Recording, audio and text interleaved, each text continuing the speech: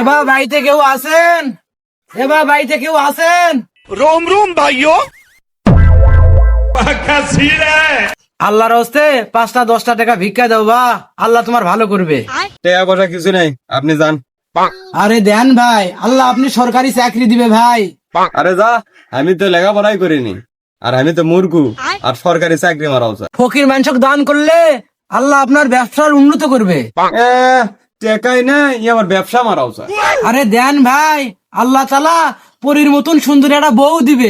এটা আসলো, তাও আবার আমাক তালাক দিয়ে তুই চলে গেছে। আরে ভাই, আমার সে তো আপনার কপাল অনেক খারাপ। আল্লাহ তাআলা আপনার বাবার ব্যবসার বরকত দান করবে। আরে ভাই, আমার বাপ চুরি করবা যা ধরা খায়া আজ 5 বছর হলো জেল। এই তুই আমার চেয়েও তো বড় বুঝলে।